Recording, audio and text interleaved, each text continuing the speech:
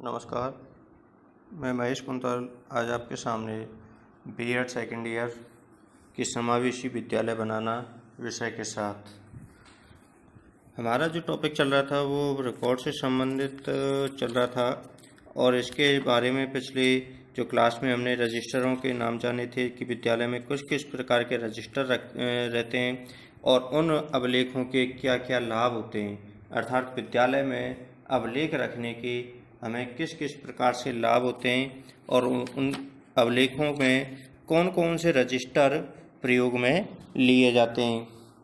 इनको हमने पिछली क्लास में विस्तार से इनका अध्ययन किया था। और इसके बाद में विद्यार्थियों के रिकॉर्ड से संबंधित जो अभिलेख हमसे बनाते हैं तो समय समय पर किस प्रकार से उनके रिकॉर्ड एवं रिपोर्ट को तैयार करते हैं और उन रिपोर्ट को तैयार करने के बाद समय समय पर अभिभावकों को भी इसके संबंध में सूचना प्रदान की जाती है और विद्यार्थी की प्रगति से संबंधित रिपोर्ट जैसे वीकली हो, मासिक हो या फिर ईयरली हो, ये सभी विद्यार्थियों का अभिभावकों से नियमित संपर्क अभिलेखों के माध्यम से समय समय पर किया जाता रहा है, जिससे विद्यार्थी की जो उपलब्धि परीक्षण है उसका आकलन अभिभावक भी सही ढंग से कर सकें और उसमें कौन कौन से सुधार होने इसके लिए शिक्षक अभिभावकों के संग मीटिंग करके उसका पता लगा सकें। अब इसके बाद हमारे जो विद्यालय में जो रजिस्टर होते हैं या फिर इसके जो लाभ होते हैं रिकॉर्ड को रखने के, इसके लाभों के बारे में आज हम अध्ययन करेंगे। उसके बाद विद्यालय में रखे जाने वाले विभिन्न रजिस्टर कौन कौन से हैं और वो रजिस्टर किस पर्पस से रखे जाते हैं, उनका क्या क्या लाभ है, उस लाभ के जरिए से आज हम उसके बारे में विस्तार से अध्ययन करेंगे।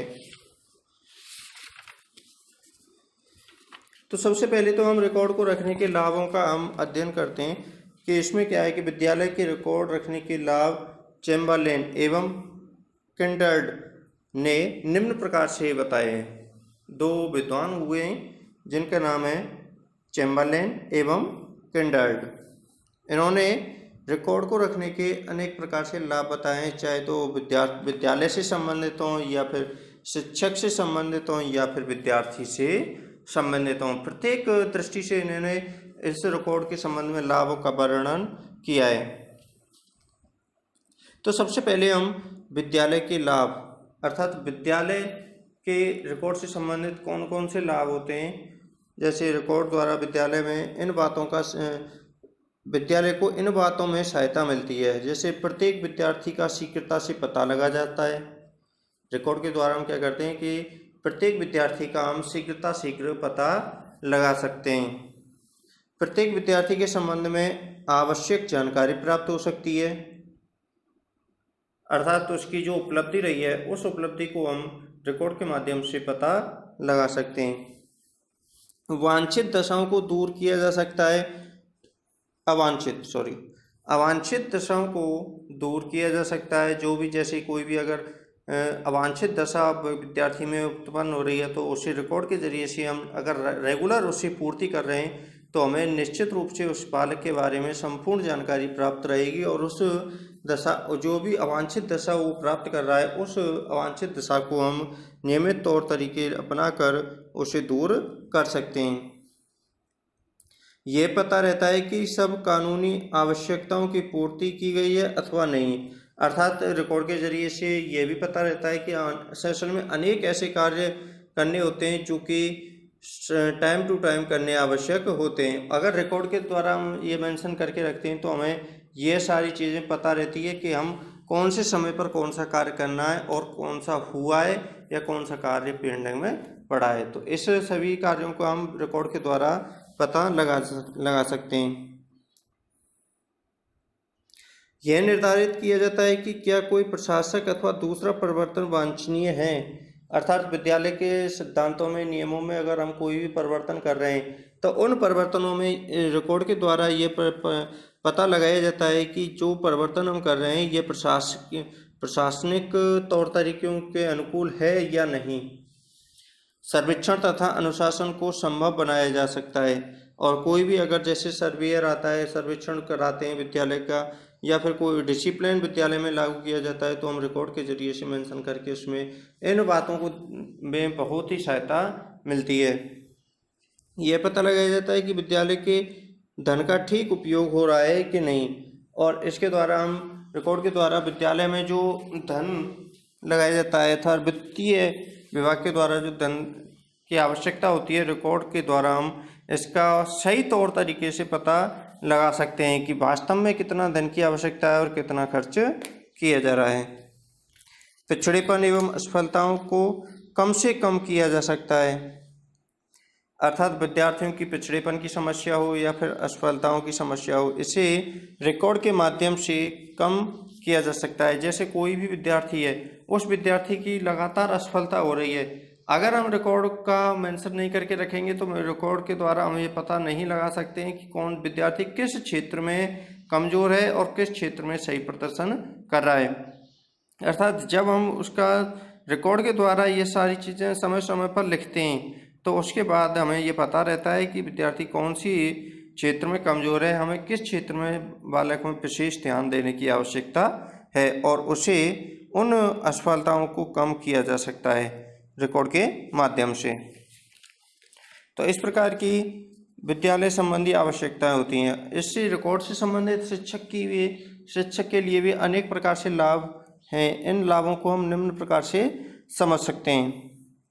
जैसे वर्ष के प्रारंभ में विद्यार्थियों को जानकारी हो जाती है, अर्थात रिकॉर्ड के द्वारा ही वर्ष के प्रारंभ में विद्यार्थियों से संबंधित जो जैसा भी विद्यार्थी है अर्थात तो उसने जैसा प्रदर्शन किया है उसके बारे में हम रिकॉर्ड से उसके बारे में पता लगा सकते हैं।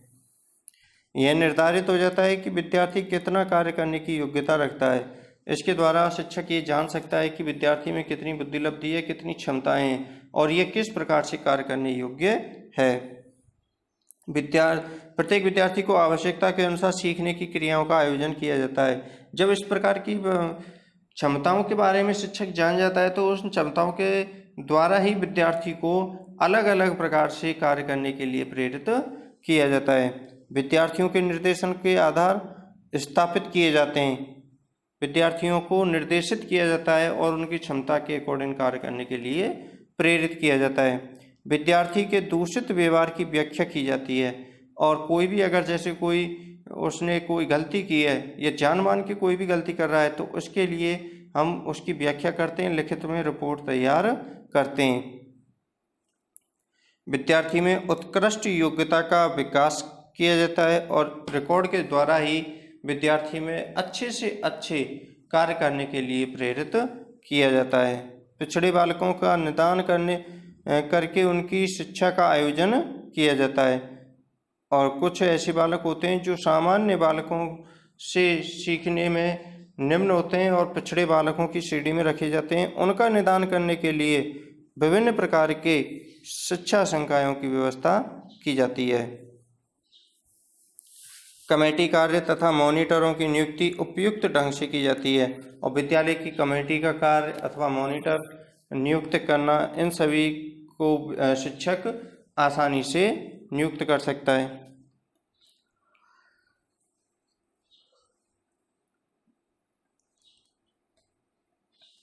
अब उसके बाद जैसे जब विद्यार्थियों के अभिभावकों एवं दूसरे विद्यार्थियों के संबंध में बात की जाती है तो विद्यार्थी के संबंध में पर्याप्त जानकारी प्राप्त हो जाती है। अर्थात जब किसी विद्यार्थी के अभिभावक से दूसरे विद्यार्थियों के संबंध में कोई भी बात की जाती है तो विद्यार्थियों के संबंध में पर्याप्त जानकारी हम रिकॉर्ड के जरिए से निकाल सकते हैं। अब देखिए, इसमें प्रथम तो विद्यालय के लिए लाभों को हमने जाना है, दूसरा हमने शिक्षक के लिए लाभों को हमने जाना है। अब तीसरा है विद्यार्थियों को लाभ, अर्थात विद्यार्थियों को रिकॉर्ड के द्वारा निम्नलिखित प्राप्त होते हैं। जैसे पहला है, इनका उचित वर्गीकरण हो जाता है। रिकॉर्ड के द्वारा ही इनका क्या होता है, उचित वर्गीकरण हो जाता है। जैसे आपने कई विद्यालयों में देखे होंगे कि उत्कृष्ट बालकों की क्लासों का अलग से आयोजन किया जाता है, सामान्य बालकों की क्लास अलग से होती हैं और निम्न बालकों की क्लास अलग से होती हैं। और जिस बालक की जैसी रुचि होती है उसी प्रकार से विधियों को अपनाकर उनका विकास किया जाता है। तो ये बालक के लिए इस प्रकार से उपयोगी है कि उसमें बालक के स्तर के अनुकूल उसमें उसका वर्गीकरण कर दिया जाता है। विद्यार्थी यह चेष्टा करते हैं कि उनका रिकॉर्ड अच्छा रहे। अब इसके द्वारा हम विद्यार्थी क्या सोचते हैं कि हमारा रिकॉर्ड शुरुआत से और अंत तक अच्छा बना रहे। विद्यार्थी को अपनी योग्यता अनुसार प्रगति करने की सुविधा मिल जाती है। विद्यार्थी अपनी योग्यता के अनुसार उस क्षेत्र में समुचित प्रगति करने की उसमें पूर्ण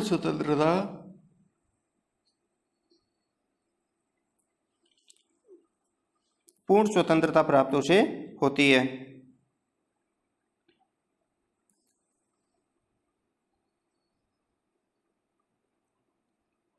विद्यार्थी की मूल योग्यताओं का विकास किया जाता है। विद्यार्थी की जो मूल योग्यता होती हैं उनका उसमें विकास किया जाता है। इसके बाद दूसरे विद्यालयों में जब विद्यार्थी जाता है तो वहाँ उसके संबंध में उपयुक्त सूचनाएं भेजी जाती हैं। जैसे अगर विद्यार्थी एक विद्यालय से दूसरे विद्यालय में जा रहा है तो उस विद्यालय से उसके संबंध में जो भी सूचनाएं होती हैं उनको एक प्रपत्र पर फिल करके दूसरे विद्यालय में प्रेषित किया जाता है। विद्यार्थियों का उचित व्यवस्थापन हो जाता है तथा उन्हें ठीक निर्देशन मिल जाता है। इस तरीके से विद्यार्थियों के क्या है कि उचित प्रकार से व्यवस्थापन हो जाता है और उन्हें उचित प्रकार से निर्देश भी मिलते हैं। इसके बाद विद्यालय में रखने जाने वाले विभिन्न रजिस्टर। अब विद्यालय में कौन कौन से रजिस्टर होते हैं, जैसे मैंने आपको कल भी बताए थे। विद्यार्थियों की उपस्थिति का रजिस्टर, प्रवेश एवं छोड़ने का रजिस्टर, अर्थात जब विद्यालय में छात्र प्रवेश कर रहा है उसका रजिस्टर और छात्र छोड़ रहा है विद्यालय को उसका भी रजिस्टर अलग से होता है। सांख्यिकी रजिस्टर, लॉगबुक, शिक्षकों की उपस्थिति का रजिस्टर, वेतन का रजिस्टर, विद्यालय की संपत्ति, कैशबुक, पुस्तकालय की पुस्तकों का रजिस्टर, प्राइवेट ट्यूशन का रजिस्टर, अतिथि रजिस्टर, कैलेंडर, शिक्षकों की सेवा पुस्तिका, वजीफा संबंधी रजिस्टर। इस प्रकार के रजिस्टर प्रत्येक विद्यालय में मौजूद होते हैं। अतः इन रजिस्टरों के हम कौन सा रजिस्टर किस किस रूप में कार्य करता है इसके बारे में हम निम्न प्रकार से समझ सकते हैं। जैसे कुछ रजिस्टर ऐसे होते हैं जिनमें दैनिक क्रियाओं का भी विवरण देखने को मिलता है, जैसे कक्षा समय विभाग चक्र, शिक्षक समय विभाग चक्र, सामान्य समय विभाग चक्र, शिक्षक कार्य का मासिक रिकॉर्ड, विद्यार्थियों की मासिक प्रगति का रजिस्टर, त्रैमासिक परीक्षा फल का रजिस्टर, दंड का रजिस्टर, अध्यापकों की डायरी, विद्यार्थियों का प्राथमिक विद्यालयों का रिकॉर्ड, विद्यार्थियों के परीक्षा फल का रिकॉर्ड आदि रजिस्टर। अब देखिए इन रजिस्टरों के अतिरिक्त तो कुछ पत्र व्यवहार संबंधी रजिस्टर एवं फाइलें भी रखी जाती हैं जिनको पत्र व्यवहार रजिस्टर के नाम से जाना जाता है। शिक्षा विभाग द्वारा आए हुए आदेश पत्रों की फाइल, बोर्ड की परीक्षा संबंधी फाइल, शिक्षकों के अवकाश संबंधी रजिस्टर। इस प्रकार के अनेक प्रकार के विद्यालयों में रजिस्टर मौजूद रहते हैं। अब देखिए इन रजिस्टरों का हम एक एक करके प्रत्येक रजिस्टर का वर्णन करेंगे, प्रत्येक रजिस्टर को समझेंगे कि रजिस्टर किस कार्य से उपयोगी सिद्ध होता है। तो सबसे पहले हम उपस्थिति रजिस्टर के बारे में विस्तार से जानेंगे कि उपस्थिति रजिस्टर होता क्या है, किस ढंग से यह कार्य करता है। देखिए उपस्थिति रजिस्टर, यह रजिस्टर अत्यंत आवश्यक होता है। इसमें प्रत्येक विद्यार्थी का नाम लिखा रहता है। एक कक्षा के लिए एक उपस्थिति रजिस्टर होता है, अर्थात ये एक ऐसा रजिस्टर होता है जिसमें एक कक्षा के सभी विद्यार्थियों के नाम लिखे रहते हैं और प्रत्येक कक्षा का एक अलग से रजिस्टर होता है। एक उपस्थिति रजिस्टर एक ही अध्यापक को सौंपा जाना चाहिए। एक अध्यापक को कक्षा अध्यापक कहा जाता है। इसको चाहिए कि प्रत्येक माह उपस्थिति रजिस्टर में कक्षा के सब विद्यार्थियों के नाम लिख लें और प्रतिदिन जो विद्यार्थी उपस्थित है उनकी उपस्थिति अंकित करता रहें तथा जो अनुपस्थित है उनकी अनुपस्थिति लगा दें।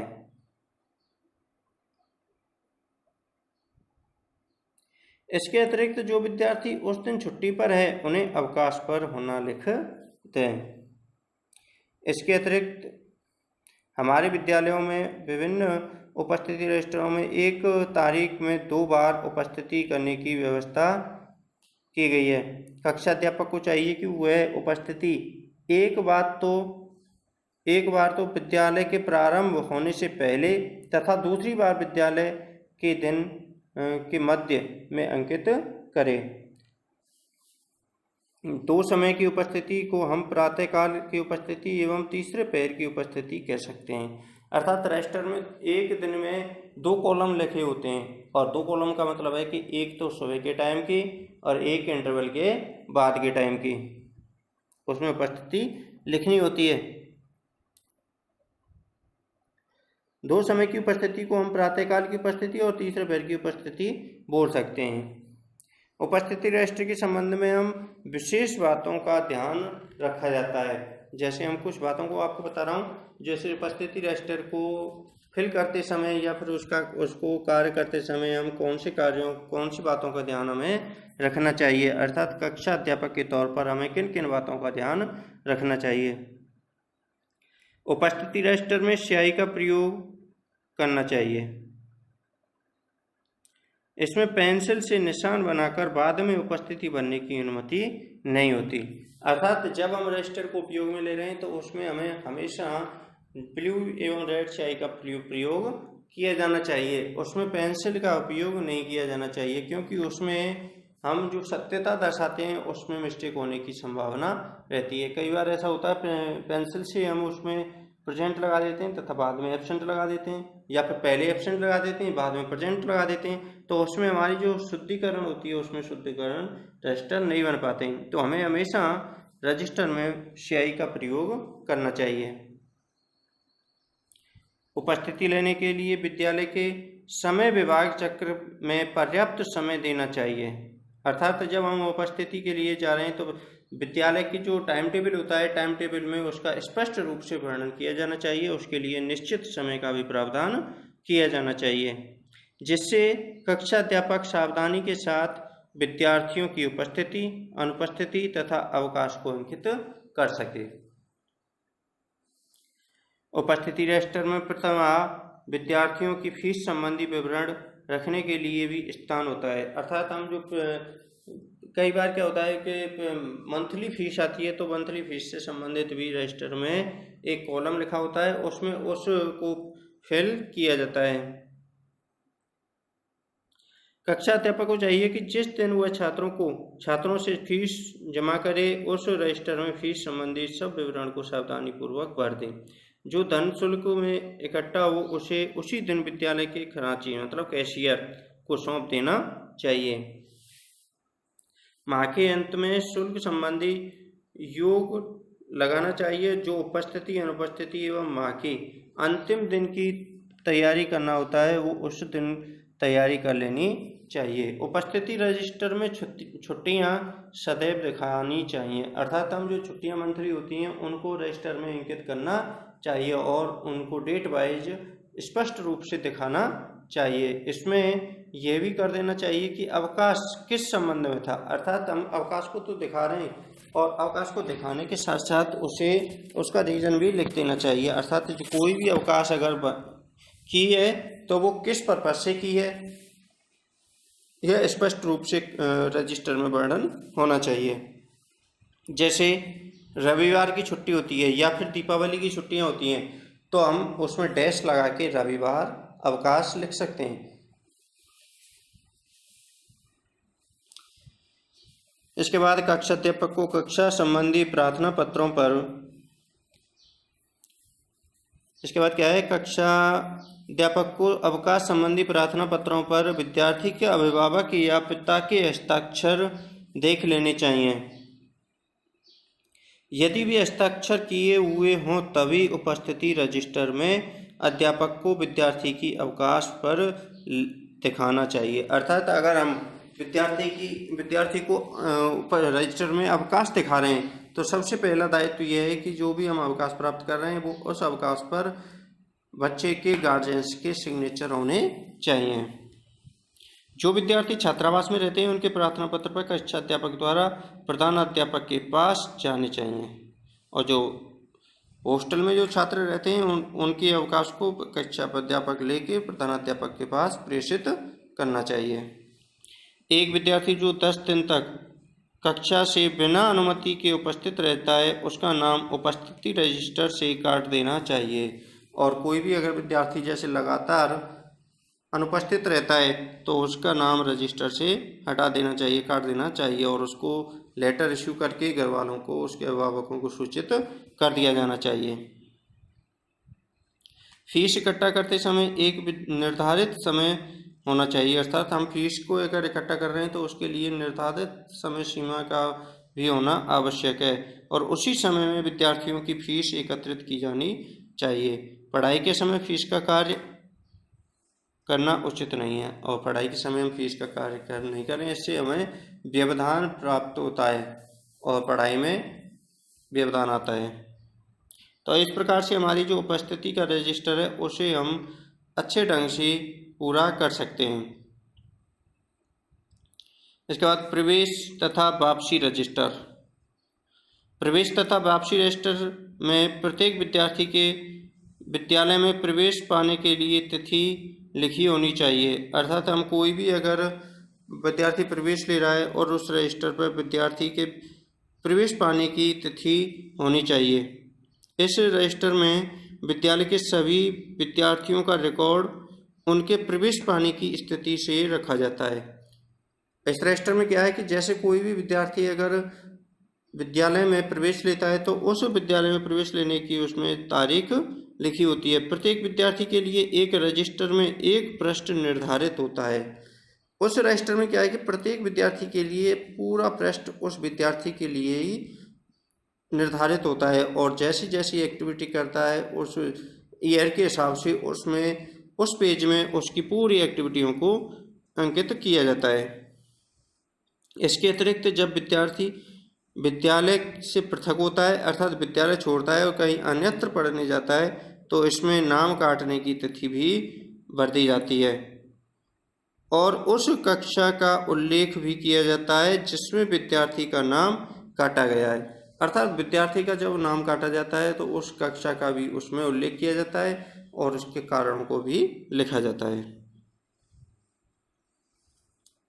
विद्यार्थी का लेखा रखने के संबंध में यह रजिस्टर बहुत महत्वपूर्ण है, अर्थात विद्यार्थी जब तक विद्यालय में रहता है उससे संबंध में जो कुछ भी कार्य करने होते हैं उसके लिए यह रजिस्टर बहुत महत्वपूर्ण होता है, इसलिए इस पर विशेष रूप से निगरानी रखनी चाहिए। इसलिए इस पर क्या है कि विशेष रूप से गुप्त रूप से इसे रखा जाना चाहिए। इस रजिस्टर में इस संबंध में विशेष रूप से सावधान रहने की आवश्यकता है। अब इस रजिस्टर में क्या है कि हम कोई भी कार्य करते हैं तो विशेष सावधानी से इसमें कार्य किया जाना चाहिए कि विद्यार्थियों की जन्म तिथि सही भरी जाए। जन्म तिथि के संबंध में जितनी भी जांच पड़ताल होती है वह सब इन रजिस्टर के रिकॉर्ड पर ही निर्भर करती है। अर्थात अगर आगे चल के कोई भी अगर जांच होती है विद्यार्थी के संबंध में, चाहे नाम से संबंधित हो या फिर जन्म तिथि से संबंधित हो, ये सभी उन रिकॉर्ड पर, उन रजिस्टरों पर आधारित होती है, और उस टाइम पर ये रजिस्टर बहुत ही महत्वपूर्ण भूमिका निभाते हैं।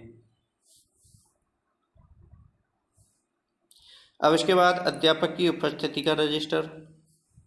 अब इसमें अध्यापक की उपस्थिति के रजिस्टर में प्रत्येक दिन शिक्षकों का पाठशाला से जाने का समय लिखा जाता है तथा प्रातःकाल आने का भी समय लिखा जाता है। समय के साथ उसमें हस्ताक्षर भी किए जाते हैं। इस रजिस्टर में विद्यालय की छुट्टियां किस बात पर की गई हैं इसको भी भरा जाता है। शिक्षकों को व्यक्तिगत अवकाश संबंधी विवरण भी रजिस्टर में अंकित करने चाहिए। शिक्षकों को छुट्टी का प्रार्थना पत्र अध्यापक को देना चाहिए। अध्यापक द्वारा जहां आवश्यक हो व्यवस्थापक को भेज देना चाहिए। यदि शिक्षक को बीमारी की छुट्टी की आवश्यकता है तो उसे प्रार्थना पत्र के समय डॉक्टरी प्रमाण पत्र भी लगा होना आवश्यक है। प्रधानाध्यापक को चाहिए कि वह प्रतिदिन इस रजिस्टर में आने वाले हस्ताक्षर करे और निरीक्षण करे कि प्रत्येक शिक्षक ने ठीक अपने स्थान पर हस्ताक्षर किए हैं। उसे शिक्षकों की अनुपस्थिति के संबंध में इस रजिस्टर में चिन्ह लगाना चाहिए।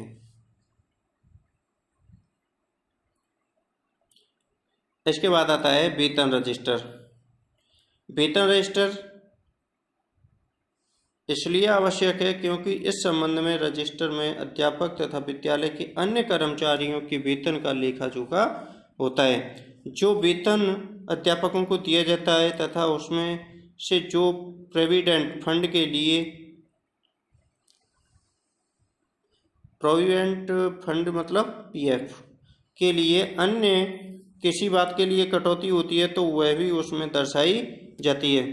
यदि किसी शिक्षक का वेतन अनुपस्थिति के कारण काटा गया है तो उसका भी विवरण इस रजिस्टर में अंकित होता है।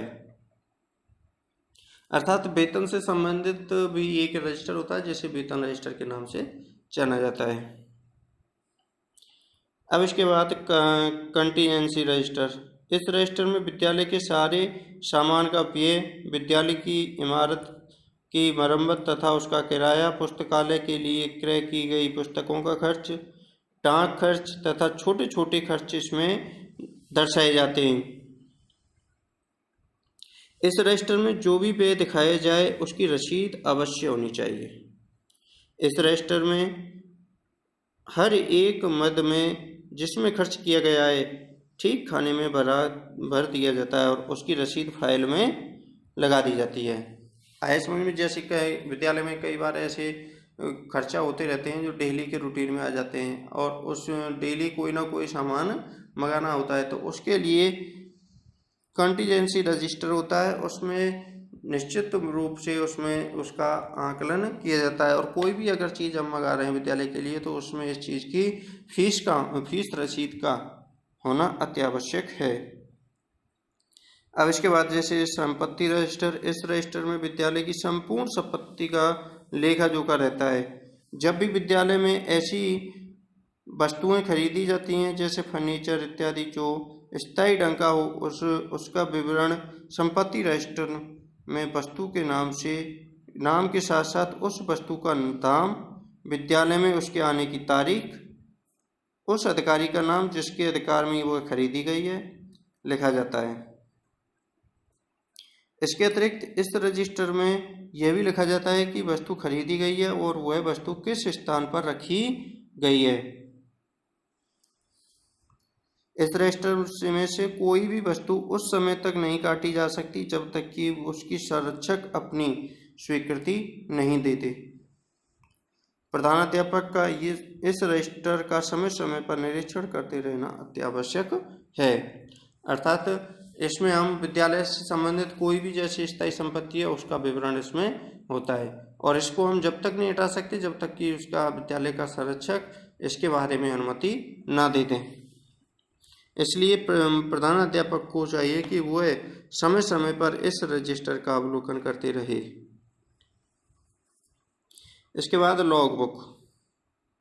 इस रजिस्टर में निरीक्षकों द्वारा किए गए निरीक्षण की रिपोर्ट इत्यादि का विवरण होता है। इसके अंतर निरीक्षक द्वारा जो टिप्पणी की जाती है वह भी अंकित की हुई होती है।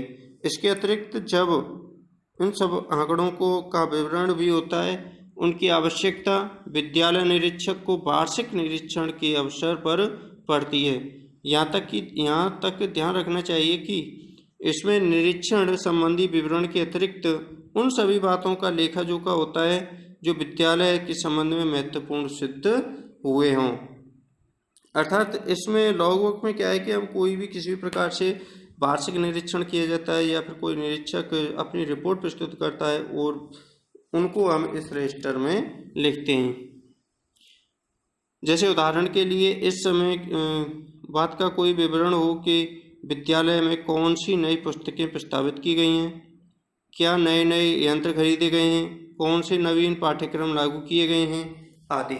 अर्थात कोई भी अगर डेवलप हम क्लास विद्यालय में कर रहे हैं तो उसके संबंध में लॉगबुक रजिस्टर में इसकी एंट्री होना आवश्यक है। इसके अतिरिक्त विद्यालय में यदि कोई महत्वपूर्ण व्यक्ति आता है, जैसे कोई भी अगर विद्यालय में व्यक्ति आ रहा है तो उसके भी विद्यालय संबंधी विचारों को इसमें स्थान मिलना चाहिए। अगर विद्यालय से संबंधित कोई विषय विशेषज्ञ विद्यालय में आता है और उसने कुछ गाइडेंस किया है और अपने विचारों से विद्यालय को प्रोत्साहित किया है तो उन विचारों को इस रजिस्टर में लिखना चाहिए। पत्र व्यवहार रजिस्टर। अरे पत्र व्यवहार के लिए 2 रजिस्टर रखने चाहिए। एक रजिस्टर में पत्र प्राप्ति होने वाले पत्रों का विवरण होना चाहिए तथा दूसरे में भेजे जाने वाले पत्रों का विवरण होने चाहिए। जैसे एक तो कहीं से अगर कोई भी पत्र आ रहा है तो उसका विवरण रजिस्टर में होंगे तो जिसे हम रिसीविंग रजिस्टर के नाम से जानते हैं, और एक रजिस्टर ऐसा हो जिससे विद्यालय से बाहर अगर हम कहीं भी कोई भी पत्र प्रेषित कर रहे हैं तो उसका विवरण उस रजिस्टर में होना चाहिए जिसे डिस्पैच रजिस्टर के नाम से जानते हैं। इन रजिस्टरों में जिस दिन पत्र प्राप्त होता है या भेजा जाता है उसकी तिथि अंकित कर लेनी चाहिए। इसके अतिरिक्त उस व्यक्ति का नाम जिसके लिए पत्र भेजा गया है या फिर जिसके पास से आया है लिखा होना चाहिए। प्रत्येक पत्र जो भेजा गया है या जिसके पास पत्र भेजने वाले रजिस्टर में लिख देना चाहिए। और उसके बाद आंकड़ों का रजिस्टर। आंकड़ों के रजिस्टर से संबंधित है कि पाठशाला की आय व्यय से संबंध रखने वाली संस्थाओं, विद्यार्थियों की संख्या, विभिन्न कक्षाओं में विद्यार्थियों की संख्या, औसत उपस्थिति इत्यादि का विवरण होता है। अर्थात जो भी विद्यालय संबंधी आंकड़े होते हैं उन आंकड़ों को आंकड़े रजिस्टर में लिखा जाता है। इस रजिस्टर के संबंध में शिक्षा विभाग द्वारा विशेष आदेश विद्यालयों को मिलते रहते हैं जिसके अनुसार ही इसे रखना चाहिए। अब उसके बाद प्राइवेट ट्यूशन रजिस्टर। इस रजिस्टर में कोई भी अध्यापक प्राइवेट ट्यूशन करता है तो उसका विवरण लिखा होता है। यह आवश्यक है कि कोई भी अध्यापक जो निजी शिक्षण कार्य करता हो वह ऐसा कार्य प्रधानाध्यापक की अनुमति से ही करे और इसका लेखा प्राइवेट ट्यूशन रजिस्टर में लिखा हो। इस रजिस्टर को रखने में 2 प्रकार के लाभ हैं। एक तो ये प्रधानाध्यापक ये जानता है कि शिक्षक किस विद्यार्थी को पढ़ा रहा है और क्या फीस ले रहा है। यदि फीस संबंधी कोई कठिनाई उत्पन्न होती है तो वह शिक्षक की सहायता कर सकता है। दूसरे, प्रधानाध्यापक शिक्षा को बाह्य कार्य पर नियंत्रण भी रख सकता है। यदि शिक्षक बहुत अधिक बाह्य कार्य करता है और उसका प्रभाव पाठशाला के अन्य कार्यों पर पड़ता है तो ऐसे शिक्षक को अधिक निजी शिक्षण कार्य करने की अनुमति नहीं देनी चाहिए। प्राइवेट ट्यूशन रजिस्टर में अध्यापक, प्रधानाध्यापक तथा विद्यार्थी के अभिभावक एवं पिता के हस्ताक्षर होने चाहिए। अर्थात उस रजिस्टर में हम तीनों के अध्यापक, प्रधानाध्यापक और अभिभावक तीनों के हस्ताक्षर होने चाहिए।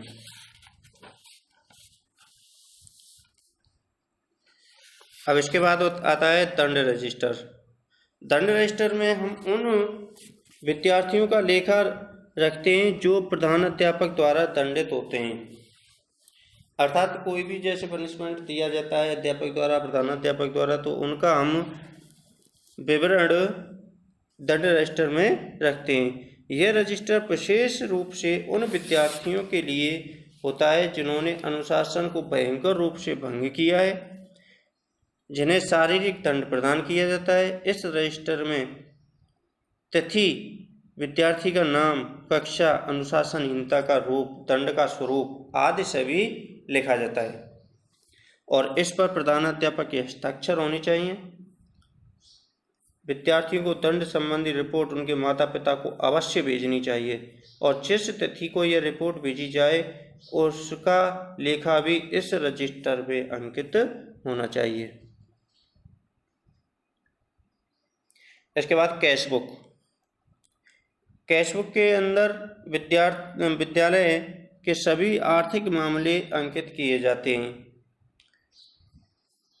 विद्यालयों को कितनी आर्थिक सहायता मिलती है, ये अनुदान कहाँ से मिलता है, कैसे मिलता है, धंधे से कितनी आय होती है, विद्यार्थियों से कितनी फीस इकट्ठी होती है, सरकार द्वारा कितना अनुदान प्राप्त होता है तथा अन्य जो रकम प्राप्त होती है, उन सभी का विवरण कैशबुक में लिखा जाता है। ये समस्त रकमें कैशबुक में आय की ओर दिखाई जाती हैं तथा दूसरी ओर व्यय का खाना होता है। इस खाने में जिस प्रकार से रकमें व्यय की लिखी जाती हैं उन्हीं के अनुरूप खाना पूर्ति कर दी जाती है। प्रत्येक महीने के अंत में कैशबुक का संतुलन करना आवश्यक है, अर्थात आय एवं व्यय दोनों एक समान ही निश्चित रूप से होनी चाहिए।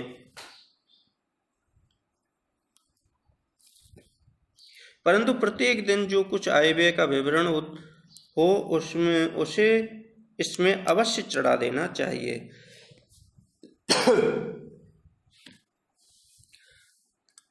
अर्थात हम कोई भी जैसे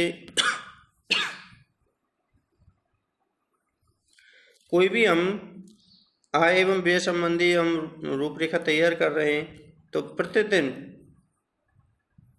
कितनी विद्यालय में आय हो रही है, कितनी व्यय हो रही है, तो प्रतिदिन के हिसाब से इसमें कैशबुक रजिस्टर में उसको चढ़ा दिया जाना चाहिए। अब इसके बाद में वाचनालय रजिस्टर। वाचनालय में 2 रजिस्टर रखे जाने चाहिए। एक रजिस्टर में वाचनालय की समस्त पुस्तकों के नाम होने चाहिए और उनका विवरण होना चाहिए। पुस्तकों के विवरण से तात्पर्य है कि रजिस्टर में पुस्तकों के लेखक का नाम, पुस्तकों का मूल्य, उसको प्राप्त करने की तिथि, क्रम संख्या इत्यादि लिखनी चाहिए। वाचनालय में जो दूसरा रजिस्टर रखा होता है वह पुस्तकों की वापसी का रजिस्टर होता है। इस रजिस्टर में जो पुस्तक ली जाती है उसका नाम, उसकी संख्या, उसकी तिथि और पुस्तक लेने वाले के हस्ताक्षर होते हैं। अर्थात लाइब्रेरी में दो रजिस्टर होते हैं। एक तो इश्यू रजिस्टर के नाम से जाना जाता है जिसमें जो विद्यार्थी बुक को इश्यू कराता है उस विद्यार्थी का नाम होता है, बुक का नाम होता है, बुक की संख्या होती है, तथा एक रजिस्टर जिसमें जितनी बार भी लाइब्रेरी में पुस्तक हैं उन सभी का विवरण होता है, जिसमें बुक का नाम, मूल्य, लेखक का नाम, कब आई है पुस्तकालय में पुस्तक, उस तिथि का नाम आदि। अब इसके बाद में आता है विद्यार्थियों के फंड संबंधी रजिस्टर। अर्थात विद्यार्थियों के फंड संबंधी रजिस्टर रखने वाले व्यक्तिगत रूप से उत्तरदायित्व प्रधान अध्यापक का होता है। अगर कोई भी इस रजिस्टर का मेंशन करता है तो इसका सबसे अधिक उत्तरदायित्व होता है तो वो प्रधानाध्यापक होता है। इन फंडों से विद्यालयों की प्रबंध समिति का कोई भी संबंध नहीं होता। केवल प्रधानाध्यापक का ही इन फंडों के संचालन करने का उत्तरदायित्व होता है और इन फंडों का लेखा ठीक ढंग से रखता है ताकि शिक्षा विभाग के ऑडिटर आदि इसका निरीक्षण कर सकें। अब देखिए, हम कोई भी जैसे फंड रजिस्टर है उस फंड रजिस्टर के माध्यम से इसका सबसे ज़्यादा जो उत्तरदायित्व होता है वो मुख्य अध्यापक का होता है और मुख्य अध्यापक का इस पर अधिकार होता है। प्रबंध समिति का इससे कोई भी लेना देना नहीं होता कोई। और ये ठीक ढंग से कार्य मेंशन किया जाता है ताकि उसमें शिक्षा विभाग का कोई भी अगर ऑडिटर आता है तो उस ऑडिट का निरीक्षण सही ढंग से कर सके। विद्यार्थियों के फंड से संबंध में तो जो कुछ भी शुल्क जमा किया जाता है वह फीस के रूप में इकट्ठा किया जाता है। अब देखिए, हम कोई भी जैसे फंड एकत्रित कर रहे हैं तो फंडों को हम कैसे लेते हैं, विद्यार्थियों को के फीस के माध्यम से। इस फंड के रुपयों को भी बैंक या पोस्ट ऑफिस में जमा कर देना चाहिए। जो कुछ भी आय व्यय हो उसका ब्यौरा फंड संबंधी रजिस्टर में लिख देना चाहिए। और इसमें हम कोई भी आय व्यय कर रहे हैं तो उसमें हम फंड संबंधी रजिस्टर में इसका ब्यौरा लिख देना चाहिए। इन फंडों को खर्च करने के लिए संबंध में बड़ी देखभाल रखनी चाहिए। विद्यार्थी फंड का रुपया उन्हीं मदों पर व्यय किया जाना चाहिए जो उसके लिए यथार्थ रूप में लाभदायक हों। अध्यापक मंडल तथा प्रधान अध्यापक के अपने निजी लाभ के लिए इन फंडों में से एक पाई भी काम में नहीं ली जानी चाहिए। अर्थात जो हमें पैसा आ रहा है उस पैसे को हम विद्यार्थियों के कामों पर ही हमें खर्च करने चाहिए और अपने अध्यापक अपने निजी काम के लिए उसमें से कोई भी पैसा उपयोग में नहीं लेना चाहिए। विद्यार्थी फंड का रुपया पुस्तकालय, खेलकूद, स्काउटिंग आदि पर व्यय करना चाहिए। प्रत्येक पद के लिए रकम निर्धारित होनी चाहिए और इस बात की सावधानी रखनी चाहिए कि निर्धारित समय से अधिक राशि किसी मद पर व्यय न की जाए।